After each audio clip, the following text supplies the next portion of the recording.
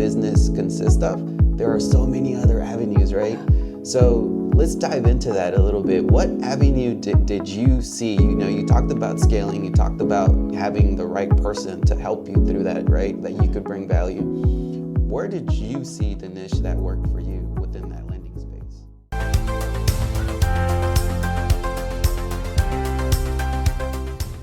What's going on, everybody? God, I'm so grateful. Hey, thanks for taking time out of your day and checking out another episode here on my channel. Today I'm here with a good friend, Amber. Amber, thank you for joining me. And yeah, thank you. You know, and we're here at a Money Meetup event hosted by Eddie Charger, and it's amazing because you know we're all about capital raising, right? Yeah, and it kind of falls right in place, but. You know, before I go any further, I definitely wanted to give kudos to Amber. So proud of, you know, what she's accomplished. We started this journey, it's been a little bit over a year, right? It's been over a little bit over a year. And, you know, super proud because you've been going through struggles, right? And even through your struggles, you're still persistent and consistent. And it's not about, you know, money, right? But it's the relationships you've touched, right? So proud of you, super thankful for being here with me. Thank you, just wanted to get that up front because it's amazing. So if y'all don't know who she is, we'll put all her comments down and you know, and her details in the comments below, but definitely follow her, it's amazing. But before we get anywhere else, right, and Amber starts sharing her secret sauce, because it's amazing, tell me, what has been something, you know, that we've been in this journey for a year, something that blows people's minds when you start talking about real estate investing? It could potentially be a deal, right? Or it could potentially be like a profit that somebody made, or even better, it could potentially be an impact that you've made on somebody. You know, can you share something? Yeah, I will share something. I first want to say thank you to Edgar. He's so good about giving kudos to everybody else. And I know this is his channel, but I'm also really proud of you. Like, thank you. You've come so far. We did start around the same time, and I mean this journey of 0 to a million. I mean, it's so fast, and that actually leads me into saying what really blows my mind about real estate. And it is that there's no other asset class that you can scale so quickly. Like money loves speed, and so does real estate. Like if you can close fast, if you can get money fast, if you can find partnerships fast, there's no shortage of opportunities. So I think just the fact that in just a little over a year, both of us have scaled so quickly just by being dedicated and being consistent. I mean, that's mind-boggling. I went from delivering food to, you know, making a few $100s to thousands per month. And it's like in a year's time, which seems like a long time, but it's very, very quick. So I guess that would be it. $1,000 a month. Yeah, it's definitely possible. And I think it's all based on the relationships you've crafted along the way, right? We've been in a year at it, but you've made amazing relationships along that way that have been able to help you, because it's not just an individual effort, right? You do have to put in the work, right? Don't get me wrong, right? You do have to put in the work. Yeah, sure. but you have to build those relationships, and that's so powerful. Yeah, absolutely.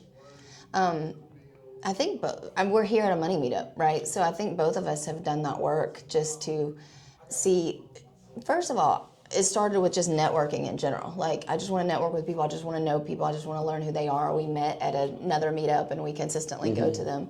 But then it went deeper than that and say, who can I partner with? Like, who can I help? Who can I serve? Who can help get me to the next level? And those strategic partnerships, I think speed you up so quickly. And I think that's what we've both done really, really well. Yeah, awesome. And so, right, when we started seeing, like in the real estate space, when it comes to lending, everybody talks about fix and flips, right? Single family homes, and there's great opportunities, and even more within the Gator community. You know, PACE makes it look so simple that you can go and say, hey, here's $5,000 for an EMD transaction, right? And it's interesting how we all evolved, right? When we start looking at what the lending business consists of, there are so many other avenues, right? Yeah. So let's dive into that a little bit. What avenue did you see? You know, you talked about scaling, you talked about having the right person to help you through that, right? That you could bring value. where did you see the niche that worked for you within that lending space? So I am now a general partner in a fund, and what we are lending to is essentially we became the bank, which I think a lot of people don't realize that you can actually be the bank. You can get into deals by using other people's money in a legal fund or vehicle to lend to other people and help them scale. And so that's essentially what we're doing. So I'm taking in money and lending it out for profit where the investors make money. I'm helping the borrowers, and then of course making money in the meantime. Yeah. So fund, for those that don't know, help us understand, what is a fund, right? You said you use other people's money, but there's so many different types of funds, right? So help us a little bit, give us a little breakdown as far as what type of fund structure your fund is, and then, or just what is a fund, right? And then break the structure that y'all are using. A fund is basically, I don't know the legal definition, but it's a legal vehicle to be able to take in money before you actually have a deal. So, and I will say that that's a broad overview. Syndications, you do need to have a deal. I'm operating a private credit fund, which is debt. There's private equity funds, there's venture capital funds, hedge funds, all kind of different things where you can get into startup, like you can buy businesses, you can buy other things. This is a private credit fund, so we're taking in debt to lend for multifamily commercial assets. And so there's all kind of, even within that fund structure, there's a million different things you can do. So we have a waterfall structure where we don't take profit on the front end, we take it on the back end when everybody makes money, so the investors get paid first. And that'll help us scale, I think, a little bit more, and it sets us apart from other debt funds where they're getting paid a lot of money up front just by operating a fund. We don't want to do that. We want to make sure the investors get paid back. So yeah. So it's important, she just mentioned, right, how that her fund structure, because there are other different syndications funds. Some funds are only for accredited investors, right? Right. And other funds are for non-accredited. That's correct. What did y'all? Yeah, we landed on that. So we have a structure that's called a 506C, and it is only for accredited investors. But you may be accredited. Like, it's easy to be accredited when you're growing and scaling. You have to have at least $200,000 in personal income for at least 2 years, and that could be combined with business income, et cetera. Or you need $1 million in assets that does not include your private residence. So. Yeah. So definitely, right. And where are your projects mostly located? All of them Atlanta. All projects in Atlanta based? Yep. That's so amazing. the deal maker that I work with, they want, or deal makers, it's a partnership. They want to grow and scale in Atlanta and really dominate the market until they move to another market. Because if it works, then don't break absolutely. it. Yeah. Absolutely. That's so powerful. So, taking pieces from that, right? So a year ago, right, we started this journey. It's like, okay, what is the lending space? The transactional lending space, it's its own thing, right? Single family is its own thing. And you decided through connections and relationships that multifamily was your thing. Yeah. How did that happen? Tell us a little bit about that journey there. Exactly. So I love that part of the journey. So I started out, and it's funny to just look back when you're really going through it. I paid for a mentorship I couldn't afford, honestly. And I paid for a business coach that I couldn't afford. And so I went into debt paying for this stuff. And you hear a lot of those stories. And I think that there's no better thing than you can do to invest in yourself. And so I will be in a sales funnel. I'll pay for a mastermind or a mentorship if it's going to level me up. I think the reward has to outweigh the cost. And so I'm very strategic and thoughtful about what I join. I wasn't at first, but so I started out just trying to grow my own credit, like learning about what is transactional funding, things like that. And it was taking a while because some people give you advice on you need to grow these net 30 accounts, which, you're trying to grow this business credit. And I was spending tons of money just trying to grow this credit. And I was like, there's got to be another way. Yeah. So I started leveraging relationships and learning about capital raising. I already have been in the money space for a while and really decided I'm good at that. And it's not about me. I think it's because I wanted to help other people, and people heard that I had money, so it just started snowballing into relationships. And then my business coach really did a number on my brain about scaling and about mindset. And I kept saying, everybody tells you to read books. There's so many mindset gurus out there, and you hear the same things over and over, and you think, okay, chill out. Like, I can do this. You know what I mean? Like, I don't need all this rah-rah stuff. But if you really start to let it sink in, and you are positive, and you start being consistent, and you start feeding yourself with determination and surrounding yourself with people that are going places and that are going bigger and bigger and scaling faster, then you start to believe you can do it. And when you start to believe you can do it, you do it. Right. And so I think that's so important to know. The people that you surround yourself with, they have to push you. My business coach pushed me. I was helping people scale in the single family space at first. And he said, we talked about goal setting, and he was like, what can get you, where are you going to be in 5 years? And so I told him, and he was like, why aren't you there now? Like, why are you waiting for 5 years? Why are you giving yourself permission to wait 5 years to be that? And he was like, what do you need to do to create this 5-year goal in the next 12 months or 6 months? Wow. And I really did it in 5. So it was like, it was going to be multifamily, capital raising, and then I learned more about the legal structures and knew that I had to have a fund to do that. So, yeah. God, that is so powerful right there, right? And a lot of people, because it takes that discipline, right? Somebody can vision board something, somebody can write goals, right?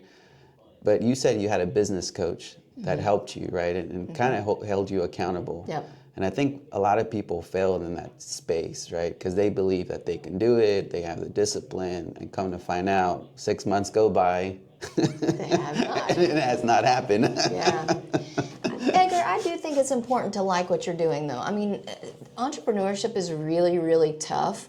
And so if you pick a niche of real estate, for instance, that you don't love, and I can give that part of my story too. Like, I started with wholesaling and hated it. Like, I did 2 deals. It's not that I couldn't be successful. I just literally hated it. And it wasn't my thing. And so then I thought, well, I'll own assets, and I'll do these other things to make money. I'll grow these connections to make money now to own assets later. And I still want to own assets. But I don't think that ended up being what I truly, what was truly going to get me there, is to just buy single family homes or even multifamily homes. Like, I'm not the best operator when it comes to those things, because I don't really want to do that. I decided, I don't want to be an operator. Yeah. So that's not going to be my strength. But if I can get passive income by helping other operators and then eventually get equity in those deals, then I'm not operating the deals. Yeah. I'm not having to go out there and have, meet with contractors and do all that. I think there are people who do that really well, and they need to do that. Like, they need to be in that space. They need to create the opportunities for other people. They are those visionaries,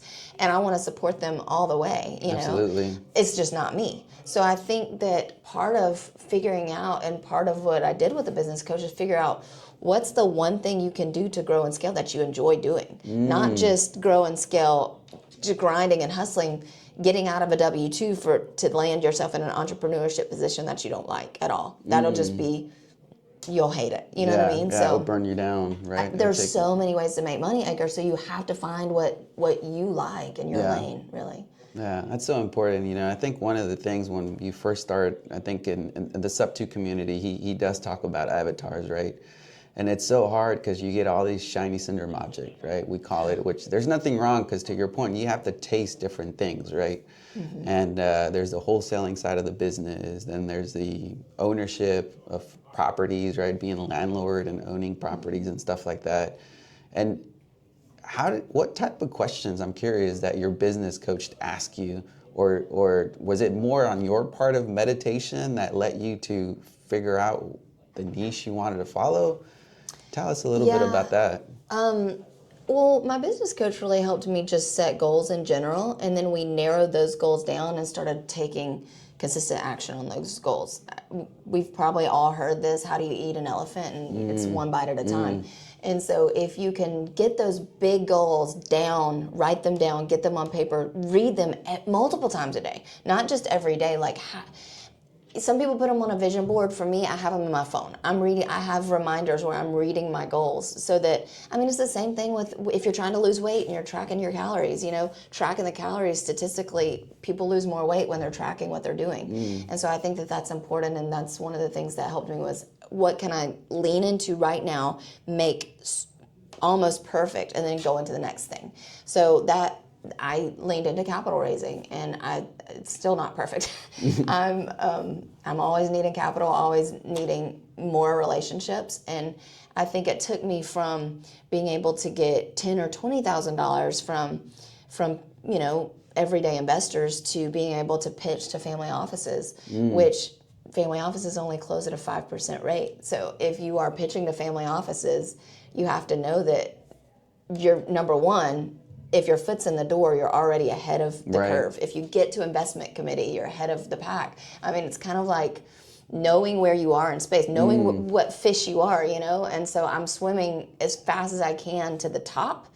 And I know that it's going to be hard. It's going to be harder than here, because they want more due diligence, more investigations, more legal stuff. But if you have the belief that you can do it, then you're going to swim in that pond. You're going to be like, hey, I want the best of the best. Oh, that's so powerful there, right? Because it's entrepreneurship involves always getting uncomfortable, right? And I think during our journey, right, we've accomplished certain things, and it's like, okay, how can I continue scaling, right? How can I keep improving on myself? And how to help others, how to keep challenging myself, and that's so true, right? Because now you're talking to family offices, right? And whereas before, right, you could potentially raise $10,000-$20,000 from, somebody new that wants to get into investing, which there's nothing wrong with that niche, right? No, To each there's his own, nothing wrong right? with it. Yeah, and you could continue doing that, and it's a great way to build your reps. But in the capital raising space, eventually, to Amber's, you start diving into what's funds, right? Fund of funds and syndications and stuff like that. And this part can't be overlooked at all, because everybody that I met here put me here. You know what I mean? Like these connections, I haven't talked to any family offices that didn't come from a referral. Right. And I didn't get the referrals, and I would never have gotten the referrals if I didn't build my brand with everyday investors that are also trying to grow and build their brand. Like it's like we're all growing together in this, I want to say cohort, but we're not all the same. You know what I mean? Yeah. Like, so those people that took action here, that were private money lenders here, that wanted to do more here, we're all growing. Like, Absolutely. like you and I, like I could introduce you to someone, you could introduce me to someone. That's the magic of this whole space, or entrepreneurship in general. It literally is about who you know. Yeah. And so I would never discount those first few people that invested, or the relationships that I made along the way. And like it's all been worth it. Every single piece of the puzzle, even things that have gone wrong that have taught me so much. Like real estate's it's good, and it can be trying, trying on your spirit, your soul, like things take twists and turns. A hurricane can come in and wipe out something. And so I think knowing the risk and being able to be like, okay, I learned from that. Let's grow in this way, and still being able to keep your dignity. Yeah. And you just mentioned something that's super important, right? Real estate investing is risky. And, there are different risk tolerances each that's why a family office does their due diligence to the max, right? They take all the time, right? And she said 5%, right, only get accepted. So because they understand the risk. But risk is from a single transactional lending type of deal to a fix and flip type of deal, right? Everything has risk. That's right. So talk to us a little bit about that, though, right? Because you said I've been in a bad deal myself. When it was a creative deal, some sort of, when I first started being a knucklehead, right, wanted to take action. It was like a wrap that sold like 9 months later, and it should have taken 3 months. But tell us a little bit about risk when you're talking to accredited investors, right? Yeah. What does that type of conversation go through as far as them understanding that risk when it comes to investing in a fund? Yeah, so I want to go back just a little bit. I think that there are bad deals and that there are some deals that are just long deals. And they may not, they were pitched as a short-term deal and shouldn't have been a short-term deal. And that's very important because I think that sometimes, I'm going to say a few things here that might be controversial, but I don't think money is the most important part of any transaction. And I think some people come in with a mindset, if they have money to invest, that they're the most important part. And I think that everyone in the deal has a part of the deal and needs to have status in that deal. So I've also been involved in deals that have gone south. Like personally, I've personally loaned on deals that have gone long. I won't even say gone south, but it's like I do due diligence differently now. I won't squeeze a deal and say, oh, can you do this in 4, 5, 6 months when I know it's going to take 8 or 9 or 10 or 11 or 12 months. And I think that having the mindset of real estate takes time. And if I loan on this 6-month deal, it might go to 12 months. And let me have the contingency plan for communication and for all of that. Because I think that if you come in and you say, well, my money's going to, make you operate the way I want you to operate, and it squeezes the deal, or the borrower or deal maker feels like, oh, okay, let me do it the way the lender wants. I mean, then you're not operating in your lane either. So I think that it's very important for everybody in the deal to know their worth and everybody to have status. And I think that's also important for borrowers to be like knowing who has the risk tolerance for their assets, right? And so that leads me into due diligence. So if you're going to invest in a fund, it's typically going to be a longer term hold. Right. It can be safer because, I won't say safer, but it can be more flexible. And so I think the risk, you legally have to disclose the risk up front. Like this is going to be the risk that this asset class takes. And so I think legally disclosing that and saying we're projecting 18 months, but it might take 36. And I think that a lot of people still want to do that, even though it's a longer term hold, because they're not stuck doing due diligence every 6 months. Right. And I think doing due diligence is so important, and it can take a long time. And so if you're busy and you just want your money needs to be moving. Sure. Money needs to be moving to growing. If it's not, if it's not moving, it's not growing. Yeah. And so, if you are in a W-2, if you are a doctor, a lawyer, you don't have time to vet deals every 4 to 6 months. So a fund structure would be something that you want, and you can get tax benefits there.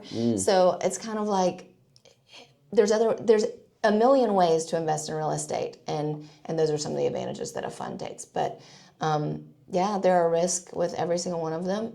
Investment, whether it's a fund or whether it's a person. In a single deal, like I think that you either need to know how to do due diligence or hire somebody to do due diligence for you. Yeah, it's so important. She just mentioned something that I definitely want to highlight is the importance of understanding each deal structure is different, right? Time lengths are different. Fix and flip, people will say, oh, it could take me 3 to 4 months. Yeah, I bet it's going to probably take 6 months or maybe more. Right, but that's where she said, "Hey, do due diligence. Make sure that the operator or the deal maker, right, is looking out for you at the end, right? Because sometimes they over leverage, unfortunately, right? Yeah. There's a lot of deal makers that are over leveraging out there, and are causing problems, right, for new investors that want to deploy capital. Yeah.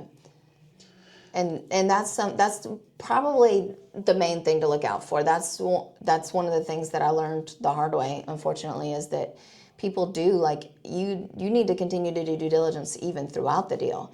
And that's one thing that can save you in a fund structure, is not having to do that. But if you're loaning to anybody, your grandma even, they can take in additional funds after you that you're not aware of. And I've seen that happen before, and that's where the over leveraging come in. But I think sometimes borrowers think, well, if I just had a little bit more money, I can do it a little bit better, and so they don't tell the first person that loaned, oh, we're getting this other person. And so, it's important to find those people that you trust, I think, and still do your due diligence even if you trust them. But that's one thing that I changed. And why I chose this, honestly, is because I was doing deals with so many people, and it was taking so much time to vet every single person and every single deal.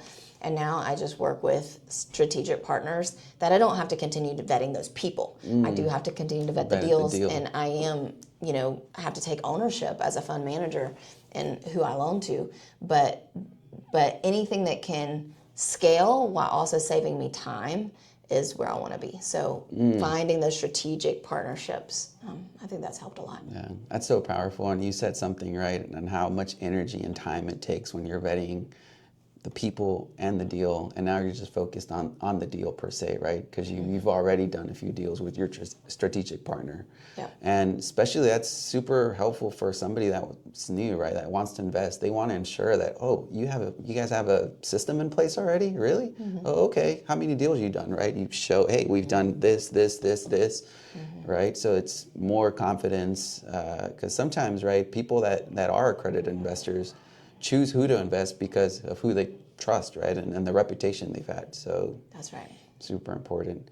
Amber, we've talked a lot, right, and we could keep going on, and I'm super grateful for the time here. We talked a little bit about our journey from learning about lending space, and now you having to make, you fund. Where can people connect with you, right? If they wanted to follow you, they wanted to learn from you, where can people go? Yep. So I am on Instagram, LinkedIn, all the platforms. Really, it's my name, Amber McCollum, and we can put it down below. But Edgar, let me ask this. How can people work with you? Yeah, well, follow my channel, go to Instagram. We're here based out of Atlanta, so most of all the deals are happening here in Atlanta. It was funny, somebody walked in and I was trying to, telling him I'm still having that hard mindset, right? If I just want to do deals here in Georgia. Other people are doing deals remotely, and kudos to them, right? Because it helps them scale faster as well, especially on the single family space. But there are others, right? I met somebody that came from Canada just the other day, and he acquired a 6-unit multifamily here in Georgia, and I was like, what? And you're in Canada? Yeah, exactly. And he acquired this with zero money out of his pocket, very well structured. It was a seller finance deal, and I was like, yeah. Well, Edgar, I don't knock that, because I think growing in one market and knowing that market really well, that's part of your unique advantage. Yeah. You know what I mean? Like you can, people want to work with somebody who's an expert in a market. And so I think you have time to scale to other markets as well. But if I were to come and say, hey, do you want to work with Edgar? I'll be able to say, Edgar knows this market really well because he stays in this market. And I think that is a unique advantage. Yeah, that is a huge unique advantage for sure. Absolutely. Say that. I love it. Amber, well, thank you again for joining me. And hey, hopefully y'all enjoy this channel and this video, and hopefully y'all took some nuggets. But one last thing, Amber, if you wanted to share something with somebody new, what would you tell them to encourage them to make that, take action, right? Because a lot of us take action, we fail, and then we stop, right? Yeah. You said, mindset is a big thing, right? But if you wanted to encourage somebody that is maybe on this journey, let's share something. Yeah, I'll share my main motto, and that is, I've dealt with a lot of challenges in my life, a lot of health challenges, different things, and that's not unique to me. Everybody has challenges. Everybody. So my journey is not more important than anybody else's journey. But I think that people resonate with challenges. Like people go through depression, anxiety, their kids are bullied, different things, health, divorce, things that are really, really hard and really struggles that really, people feel like they can't overcome. And I would say that if you can take a painful experience and not dwell in that pain, but make it a successful experience, for me, I needed to grow and scale fast. And that is my why. Like people talk about what's your why? Oh, family, oh, this or that. But rarely do people talk about how to find your why. And I can tell you how to find your why. Find your biggest pain in life and do deep work into what's causing that pain, and that's your why to get out of that painful situation. And for me, I have to have money for end-of-life care for myself because I know that I have health problems. And so I'm taking that why and that painful experience or the painful journey that I've lived in my life to present an urgency in my spirit, my soul, and my hustle and my work ethic. And so that urgency is what helps me scale. And so I think that you should get started today. That's the bottom line. But why should you get started today? Well, what's your pain? Like, what are you going through? Yeah. Take that and make it a blessing. That is so good, y'all. Way to end this. Oh my God. That's good. Definitely follow my friend Amber. Give her a like, subscribe to her Instagram, follow her. She's doing amazing things. I think you started a training program, right, as well? Yes, I have been teaching a capital raising course. It's been an exclusive cohort for 4 weeks with the growth company. And so I'm going to look into doing more of that. Let's go. Yeah. Thank you. Thank Good you. to see you, Edgar. Appreciate it. Yeah, thank you so much. To the next one. See ya.